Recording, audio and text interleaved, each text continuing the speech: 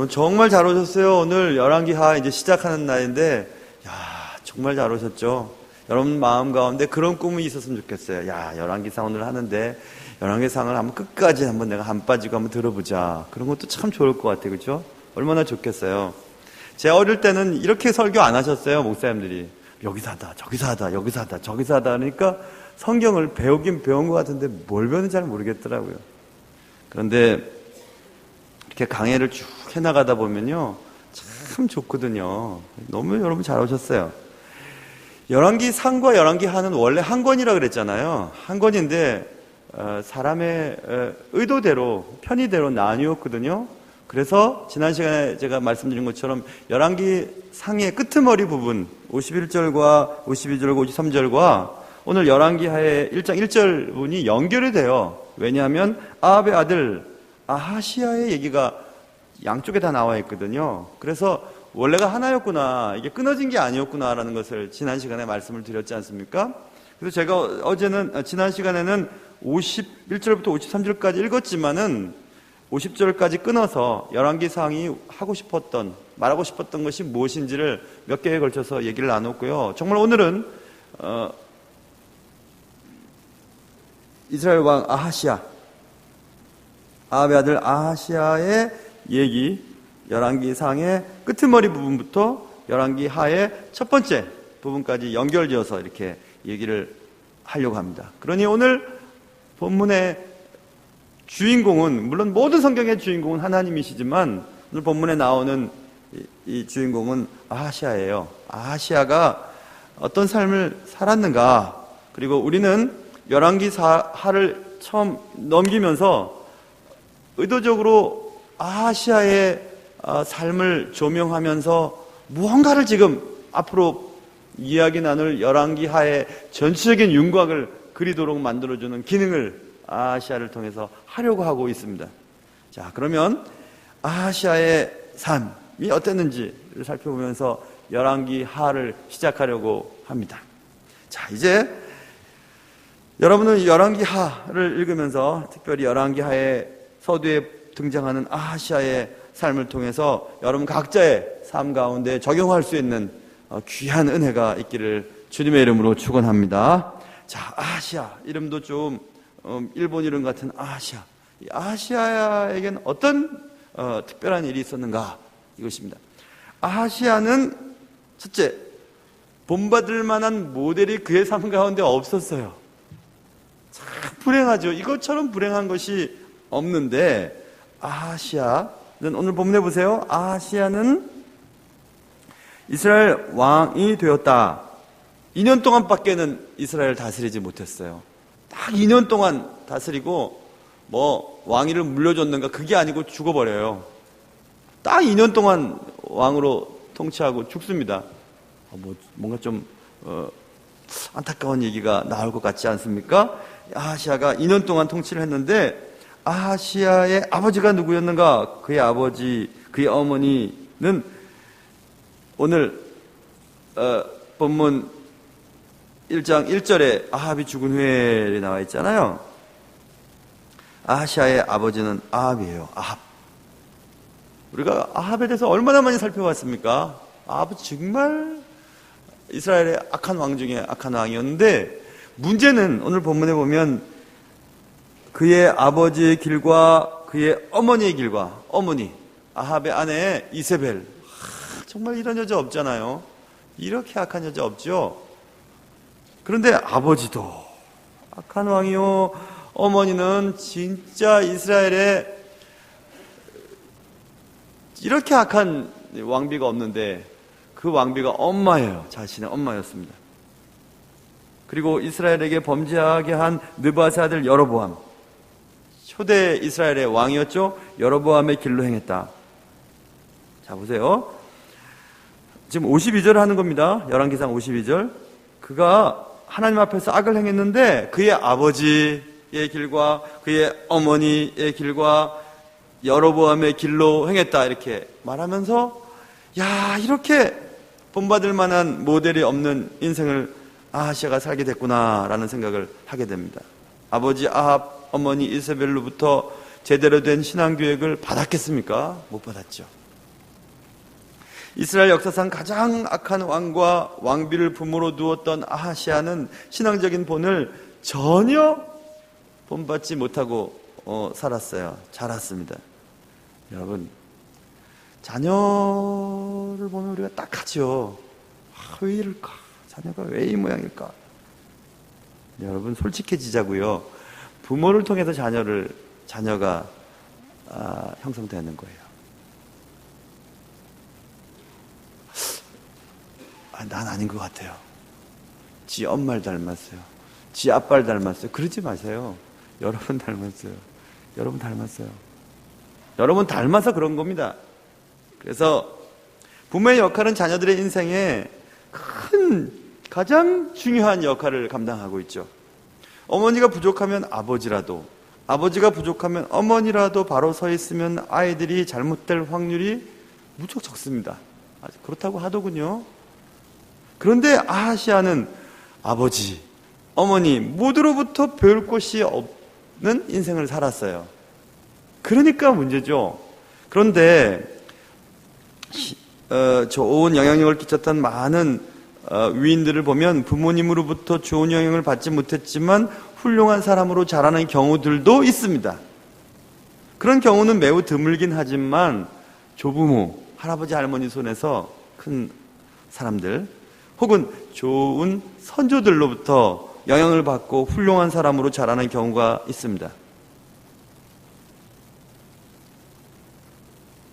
그런데 아하시아는 아버지 그랬죠, 어머니 그랬죠, 그의 조상들 다 그랬어요. 이스라엘의 왕들 하나같이 좋은 왕이 없었습니다. 그러니 그의 선조들을 가만히 볼 때 본받을 만한 선조가 하나도 없었어요.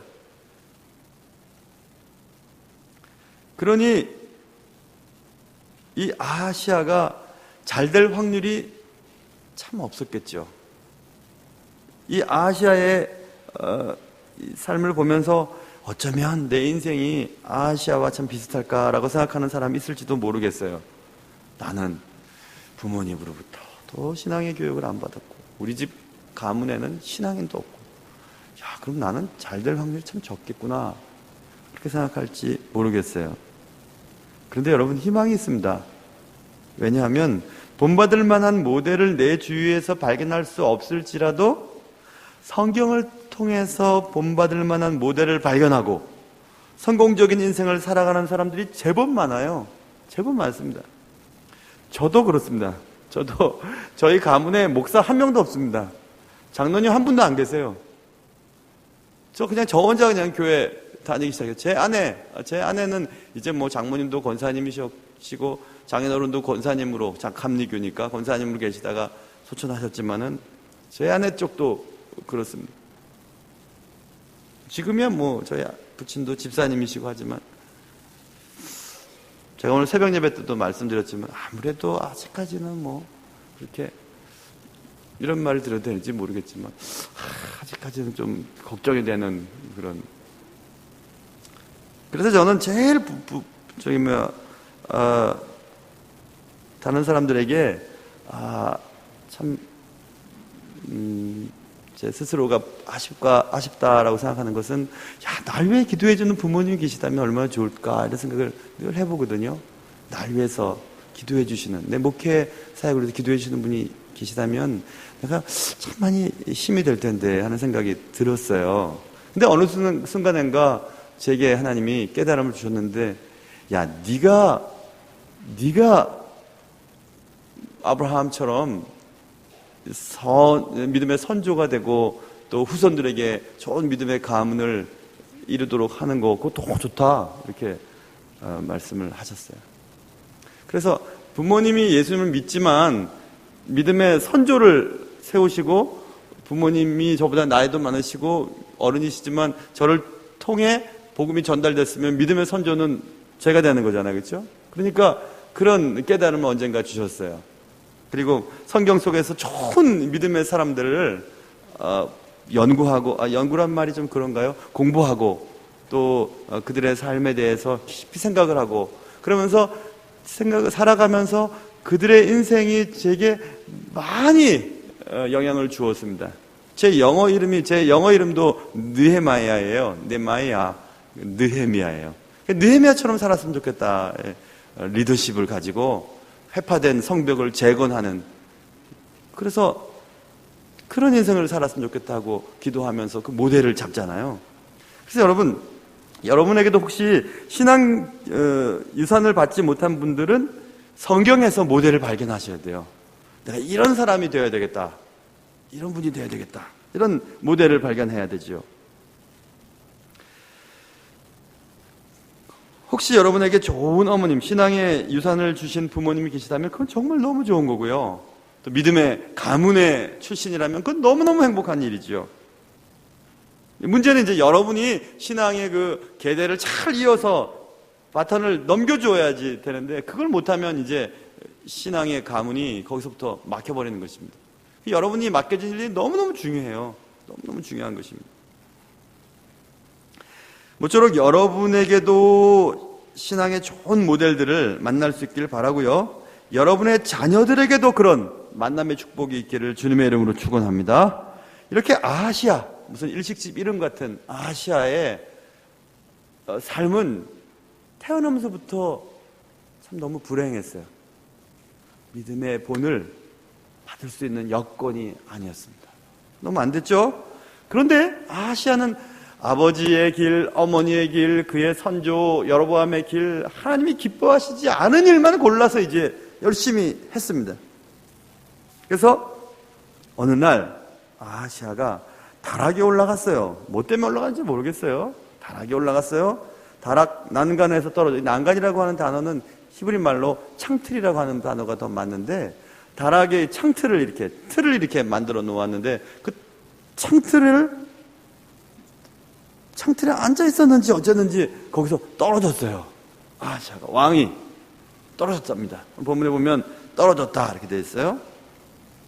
그래서 아하시아는 다락 난간에서 창틀에서 떨어졌는데 뭔가 다쳤겠죠. 근데 그게 덫이 나고 어떻게 됐는지 병이 들어버렸어요.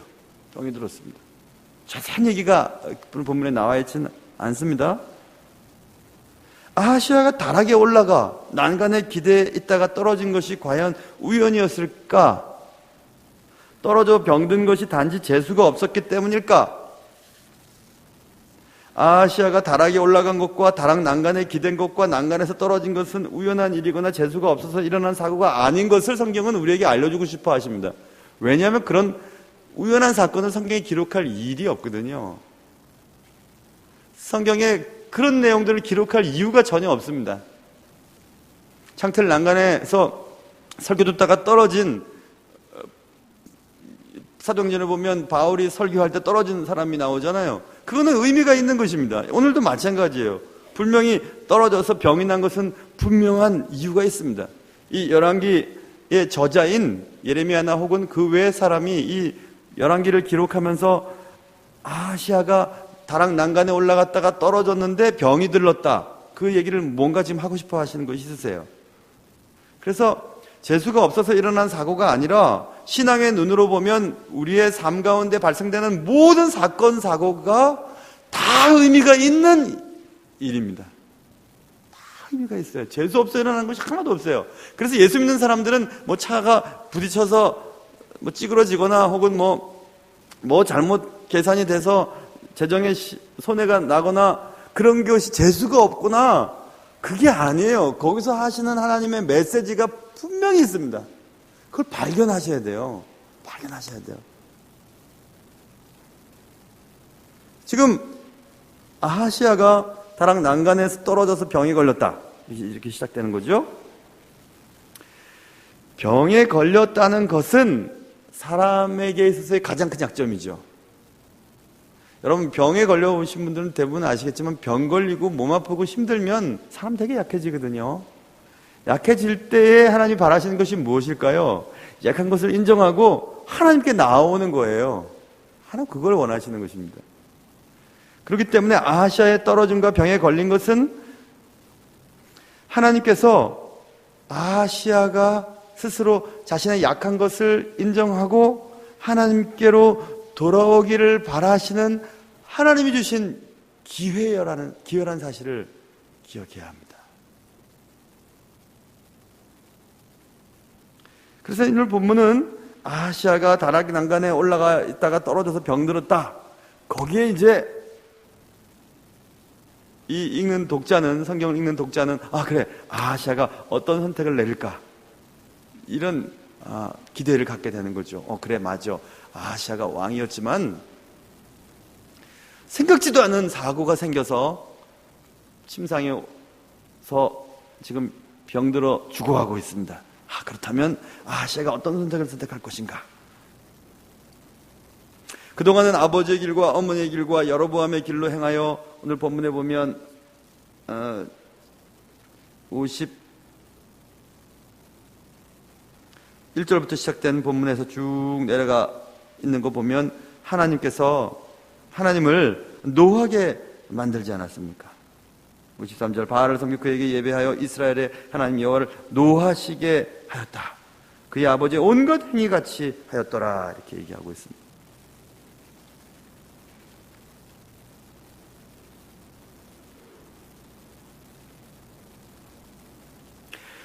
그가 지금 잘못 살아온 것에 대해서 회개할 것인가, 아니면 또 다른 반응을 보이게 될 것인가 라고 궁금해하게 만듭니다.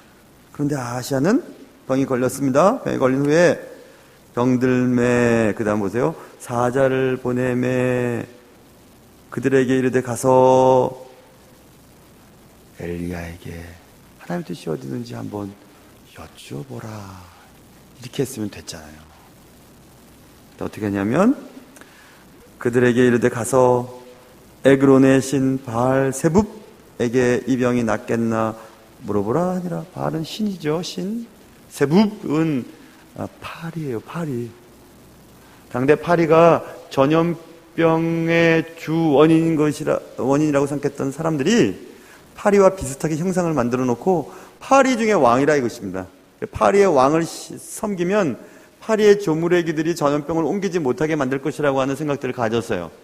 파리의 대왕, 파리의 왕, 파리의 신이라고 하는 바알 세붑, 헬란말로는 바알, 이게 우리가 잘 아는 바알 세붑이라고 오늘 본문에 나오잖아요. 그래서 말도 안 되는 얘기를 하는 거예요. 이 병이 낫겠나 물어보라 하면서 사자를 바알세붑에게 보내는 것입니다.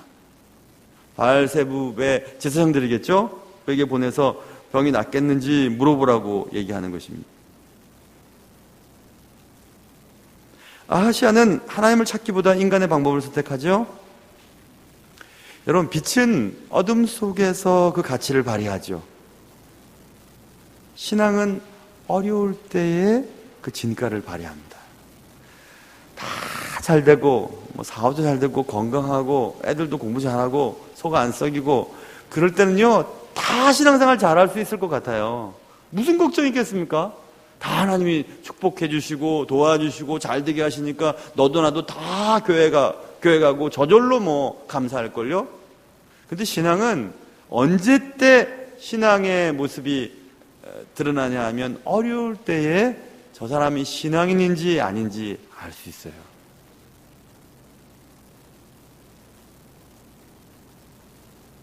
신앙은 어떤 어려움 가운데서라도 언제나 하나님을 선택하게 만들어주거든요.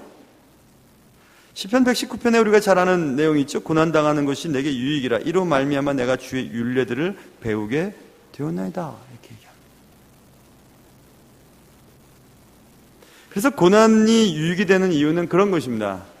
여러분의 신앙의 수준을 알 수 있어요. 여러분이 다른 사람 때문에 막 힘들고 그랬을 때 여러분이 막 화를 내는 정도를 보면 저 사람 제가 참 그렇구나 금방 알 수 있어요. 어려운 일을 만났을 때 쉽게 낙심하는 것 보면 알 수 있습니다. 알 수 있어요. 좀 전에 어떤 분과 통화를 했어요. 심각한 병이 걸렸어요. 그분의 가족이에요. 엄청난 병이죠. 그분의 얘기는 정말 저의 마음을 감동시켜 주었습니다. 무명으로 이렇게 교회 헌금도 하시고 또 특별한 곳에 장학금도 드리고 하는 그런 분이신데, 이런 일을 만났지만 하나님께서 내게 주시는 또 다른 메시지가 있는 줄 요즘에 많이 깨닫고 있다고.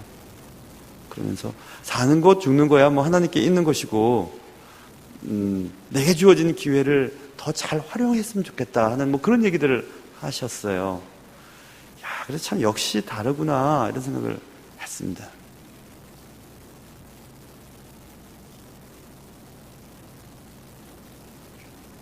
빛이 어둠 속에서 가치를 발휘하는 것처럼 여러분의 신앙은 여러분을 힘들게 하는 상황 속에서 여러분의 신앙의 모습이 드러나게 됩니다. 아하시아는 병들어 죽어가고 있습니다. 그리고 자신의 아버지 때의 엘리야 선지자의 그 탁월한 사역들을 왜 못 들었겠습니까? 다 알죠. 그런데도 끝까지 아하시아는 하나님을 찾지 않아요. 파리의 대왕, 파리의 신에게 가서 내 병이 어떤지 한번 물어보라고, 내 병이 나을 건지 한번 물어보라고 이렇게 얘기를 합니다.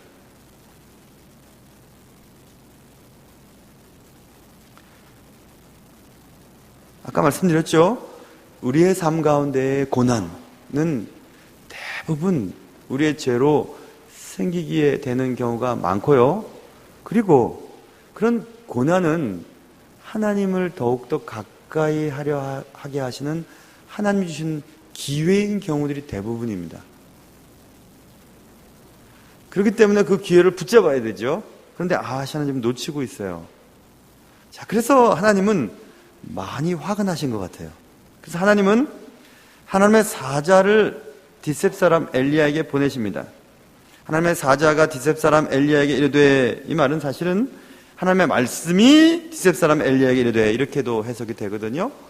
굳이 하나님의 사자인 엘리야에게 또 하나님의 사자를 보내 엘리야에게 나의 뜻을 전하라, 이것은 좀 우습게 번역된 것 같죠.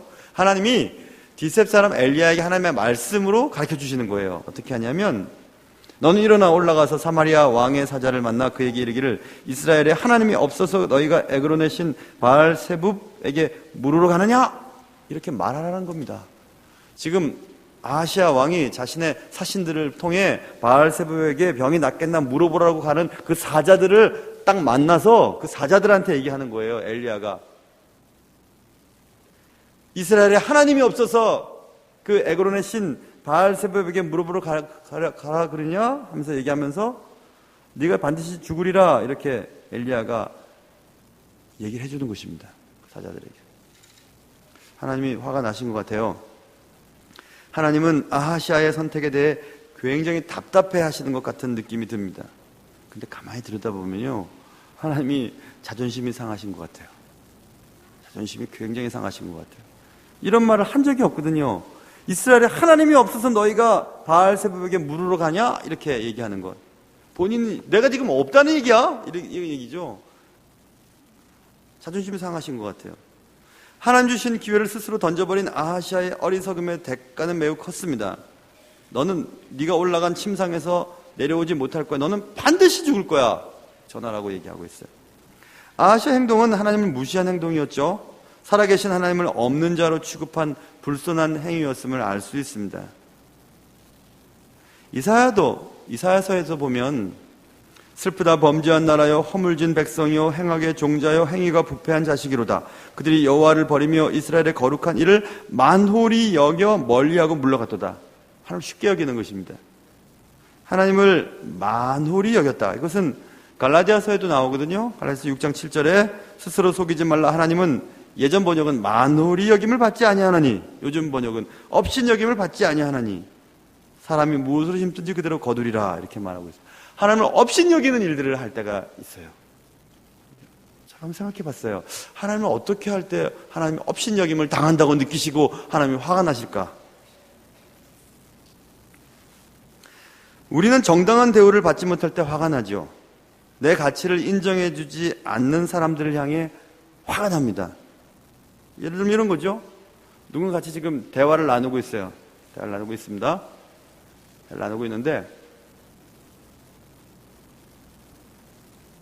대화를 나누면서 밥을 먹는다고 생각해 볼까요? 그런데 상대방, 요 앞에 있는 사람의 핸드폰에서 전화가 왔어요. 전화를 이제 받아요. 계속 얘기해요. 그럼 이제 지금 전화 받는 분의 앞에 있는 나는 지금 뭐 하는지 모르겠어요. 저 사람과 지금 얘기하고 밥 같이 먹는데 저 사람은 밥을 먹으면서 전화대고 전화를 계속 통화해요. 여러분 어떠세요? 그럴 때 무시당한 느낌이 들지 않습니까? 무시당한 것 같죠. 그런 경험이 전혀 없으신 것처럼 앉아 계신, 많이 무시를 당하셨군요. 전혀 아무렇지도 않으시군요. 무시당한 것 같은 느낌이 있죠. 뭐 이런 거 아니겠습니까? 제 자식을 남이 내 앞에서 혼을 막 내요. 내가 엄마인데 엄마 앞에서 다른 집 엄마가 내 아이를 막 혼을 내요. 그럼 무시당한 것 같은 느낌이 안 드나요? 그런 경우가 또 없으시다고요? 그럼 이런 경우로 또 얘기해 볼 수 있어요. 뭐 들으세요. 이런 경우죠. 제 아내와 저는 잘 안 싸우거든요. 싸울 일이 없어요. 왜냐하면 제가 복종하면 되니까. 싸울 일이 전혀 없어요. 근데 약간 긴장했던 적이 있었어요. 뭐냐면 이런 거죠. 제 주일학교 교회 친구, 여자친구죠. 같이 자란 애들. 애게, 그러니까 저희 집사람도 같이 교회 학교 친구니까 다 친구죠. 근데 그 여자애가 카톡을 저한테 보냈어요. 야, 우리 동기 모임 갖자. 집사람도 동기고 저도 동기인데 집사람이 제 아내인 거 알잖아요. 그리고 다 동기잖아요. 그러면 왜 여자애가 여자한테 보내지 왜 남자한테 보냈어? 그것 때문에 기분 나빠하더라고요, 제 아내가. 제가 속으로 굉장히 기분 좋더라고요. 오, 질투하는구만 생각했어요. 전혀 이해가 또 안 가시는군요. 얼마 전에, 아니 재작년인가요? 재작년에 어디를 가족끼리 갔어요. 갔는데 어떤 사람이 제 아내에게 전화가 왔어요. 제 아내를 흠모하던 사람이었어요. 근데 저녁에 전화를 왔어요. 제가 남편이잖아요. 남편인데 남편이 있을 줄 알면서 여자에게 전화를 했어요. 그러니까 제가 무시당한 느낌이 들었어요. 여러분 이해하셔요? 지금 제가 얘기하는 거? 이해하세요? 지금 굉장히 저는 흥분되고 있는데 기분이 굉장히 나쁘거든요. 그럴 때 저는 나 이거 뭐야? 나는 투명인간 아니야? 내가 있는데 내가 지금 없는 것처럼 행동을 하고 있는 것을 봤을 때 기분 나쁘지 않으세요? 아직도 이해가 안 되시면 더 얘기를 해야 돼요. 더 얘기를 해야 됩니다. 그런 거예요, 여러분. 온 천하를 만드신 하나님이 지금 어디에나 계시고 모든 인생을 주장하고 계시는데 자신의 병이 낫는지 안 낫는지를 파리 모양을 가진 형상에게 가서 물어보라고 얘기를 했어요. 하나님이 계시는데 지금. 하나님이 다 계시고 보고 계시는데 하나님은 인생의 모든 것을 관여하고 계시고 죽음과 삶을 주장하고 계시는데 그 하나님 앞에서 자신의 병이 나을 것인지 안 나을 것인지를 우상에 가서 물어보라 그랬어요. 그러니 하나님이 얼마나 화가 나셨을까 이런 생각이 들었던 것입니다. 하나님을 투명인간처럼 취급한 거죠. 내 존재가 저 사람에게는 아무런 영향도 없고 가치가 없다고 느껴질 때 얼마나 화가 납니까? 여러분 그런 경험이 별로 없으신 것 같아요.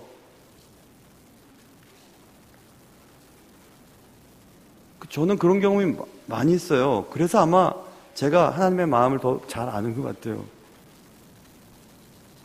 내가 있는데 제 아내의 말은 나도 동기인데 나도 친구인데 왜 나한테 안 보내고 걔는 왜 당신한테 보내는 거야? 기분 나쁘죠?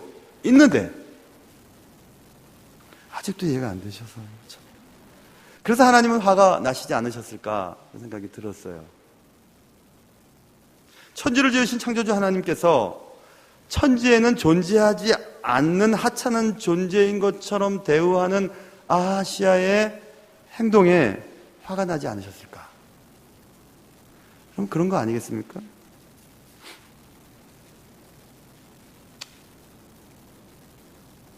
더 예를 들려면 들 게 되게 많아요. 그런 겁니다. 무시당하는 것을 느낄 때.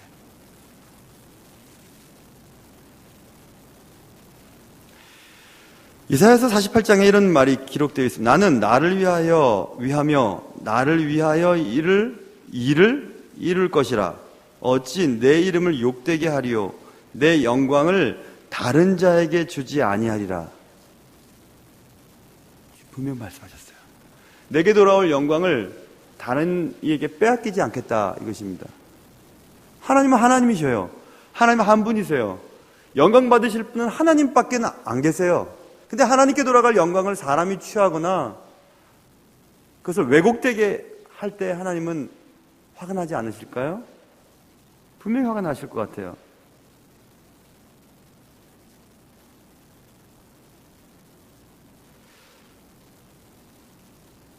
저는 제목을 그래서 투명인간이라고 정했어요.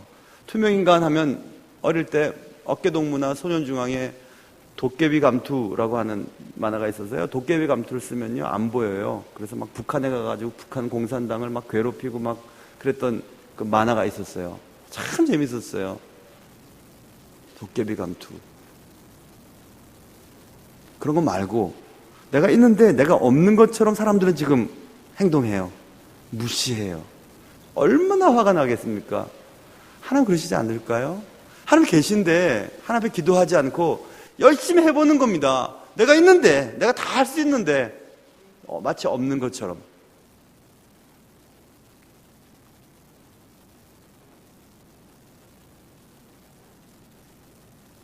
존재하지도 않는 하나님, 만일 존재하신다 해도 무능력하신 하나님,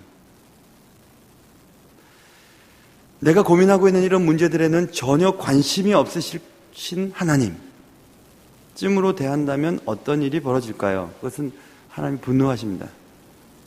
그건 틀림없습니다. 하나님을 하나님 되게 해드리는 자녀들을 하나님이 사랑하시죠. 우리는 때때로 말입니다. 하나님을 예배하는 자리, 예배는 하나님을 만나는 시간이잖아요. 하나님을 만나는 시간에 문제하는 경우들이 있어요. 하나님을 만나는 시간보다 더 중요한 것이 있나요? 하나님을 무시하는 행위죠. 하나님 중에 계신데 하나님 계시지 않는 것처럼 지금 막 하고 있는 거죠. 그런 거 있을 수 있어요. 하나님의 말씀이 선포되는 이 자리에 마치 하나님이 계시지 않는 것처럼 우리 마음대로 판단하고 생각하는 경우들도 있습니다. 하나님이 기분이 매우 안 좋으실 것 같아요.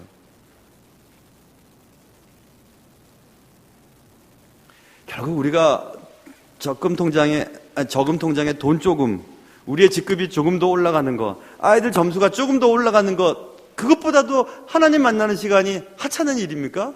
그런 자에게 하나님이 어떻게 복을 내려주실 수 있으시겠어요? 하나님이 길을 열어주실 수 있으시겠어요? 그런 일은 절대 없을 겁니다. 내 취미 활동보다도 더 하찮은 하나님, 그런 하나님 앞에 예배하는 자들을 하나님 기뻐하실까요? 기뻐 안 하십니다. 내가 기가 막힌 뮤지컬 공연이나 연극 공연이나 오페라 공연에 들어가는 그런 티켓을 구입하기 위해 몇십만을 저금하면서 그것을 드리는 자가 하나님께 예물을 드릴 때는 왜 파란 게 올라왔어? 하면서 그냥 밀어넣고 딴 거 꺼내서 드리는 그런 사람들을 하나님이 기뻐하실까요? 안 기뻐하십니다. 절대 안 기뻐하십니다.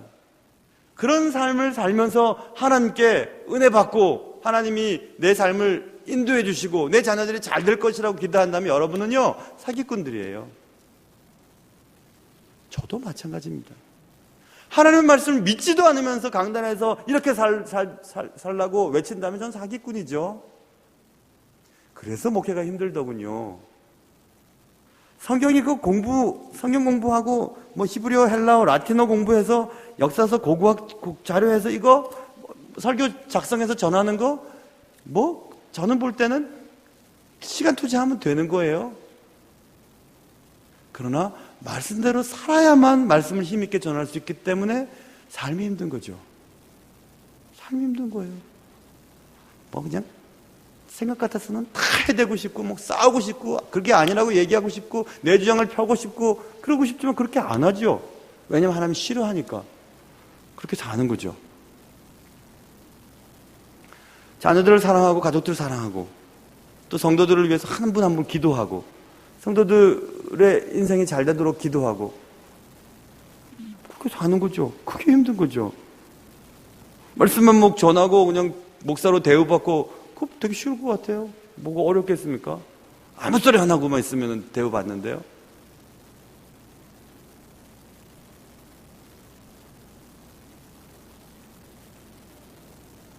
아시아는 불행한 사람이었어요.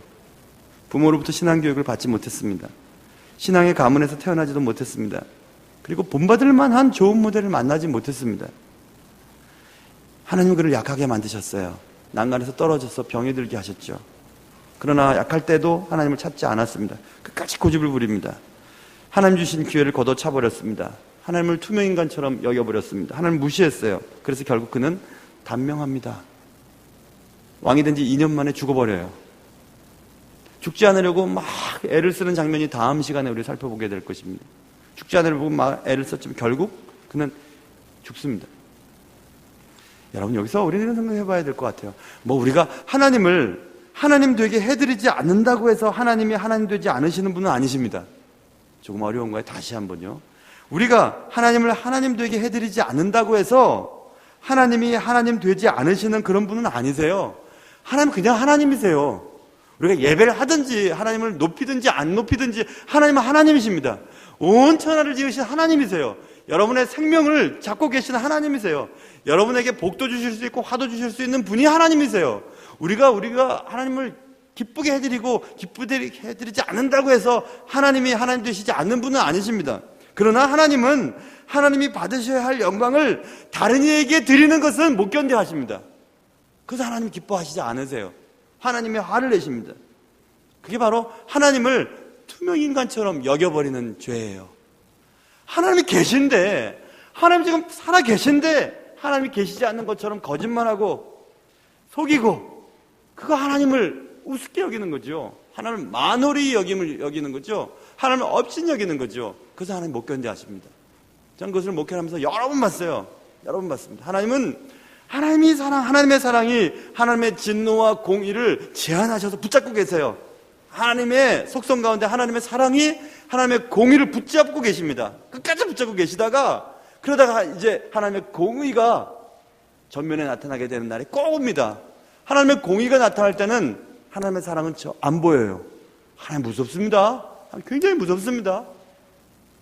하나님의 사랑은 끝이 없지만 하나님의 그 사랑이 하나님의 공의를 앞세우게 되는 거예요.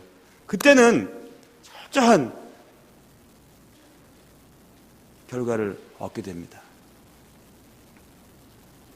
아하시아의 무지한 선택이 우리의 삶 가운데 반복되지 않기를 바라는 열왕기의 저자의 의도가 여기 들어있어요. 앞으로 이제 열왕기하에 아하시아의 삶과 같은 삶이 계속해서 반복이 됩니다. 여러분 어떠세요? 신앙생활을 잘 하려면요 좋은 모델을 발견하셔야 돼요. 그리고 신앙의 여러 인물들 가운데 이렇게 살고 싶다 하는 분들을 꼭 붙잡으셔야 돼요. 그리고 여러분의 삶에 어떤 사고나 사건이 생기면 재수가 없고 우연하게 발생된 것이 아니고 하나님이 내 삶에 무엇인가를 전하려고 하는 메시지가 있구나 하는 것을 깨닫고 하나님 앞에 나가셔야 돼요. 그리고 하나님을 무시함으로 하나님의 분노를 사는 사람이 되어서는 안 됩니다. 하나님 앞에 늘 기도하면서 하나님 뜻이 내 삶 가운데 어떻게 말씀하시는 것인지를 깨닫고 늘 하나님 앞에 살아갈 수 있는 여러분과 저의 삶이 되시기를 주님의 이름으로 축원합니다.